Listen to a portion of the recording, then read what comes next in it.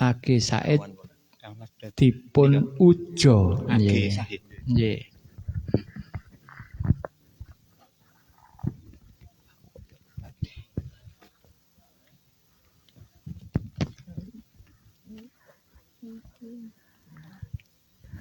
Age saedipun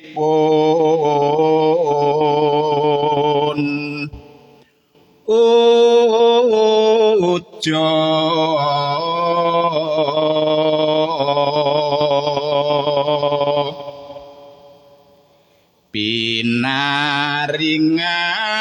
pinaringan kencana kolang kaling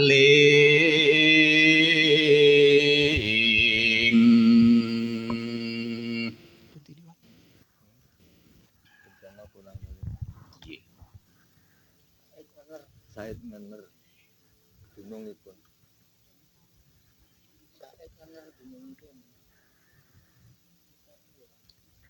nomor itu no? 14. Said ngener gunungipun.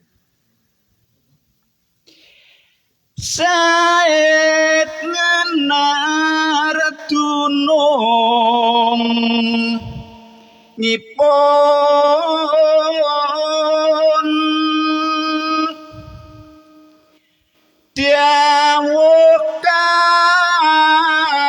diawukan tokoh menek dawahkan tokoh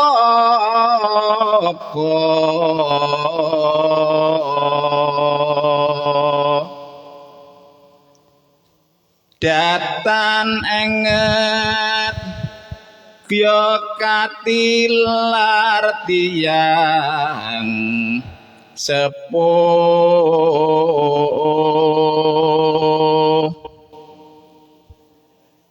nedya nglajengaken lampah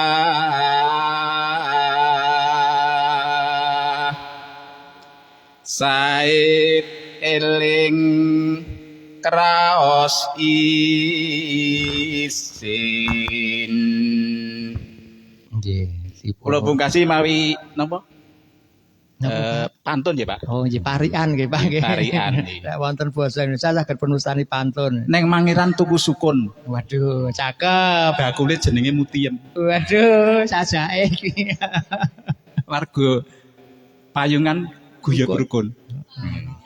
Lan ayem tentrem. Wah, amin ya Matur rabbal nuwun. alamin. Menika angka 11 Pak Musti nggih. Kula ya didaftar karo Pak Kerdan nggih. Nomor pinten Pak Gangsal 12? Yen kawijil tembung ira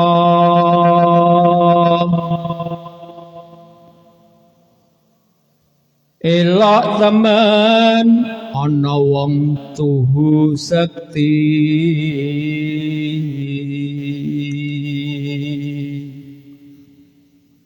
kapul sakehing panyuwun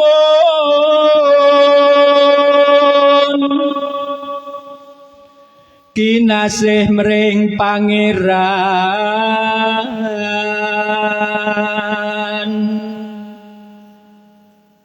ingsun nedya kendel ngrampok begal ngecu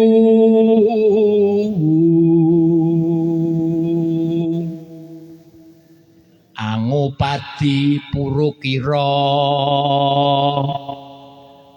ingkang sampun buka ati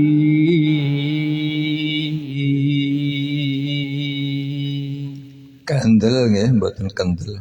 Kendel. Oh sampun dipun kendeli ngoten Pak nggih. Ingsun nedya kendel ngrampok begal ngesu pun kagungan niat arep mareni gitu Pak nggih. Ngendeli ngoten nggih Pak nggih anggenipun rampok Bu Purwoharjono asrat menika wonten mriki. Menika sampun malih Bu. Nggih. Ya menika kula wonten menika wonten catetanipun saking Pak Kirdan nggih. Nggih. Monggo samekta enggati wonten catatan Bu Purwoharjono. Sak samunipun Purwoharjono nomor 9 mangke Pak Mardiki, nomor 12 Pak Prawoto nggih. Monggo Bu das-des satset kados teng studio niku lho Bu. Oh nggih. Bu Purwoharjono mboten monggo ingkang dereng. Oh Mbah Kaum, monggo Pak Kaum Bilaksana pangkur menika nggih.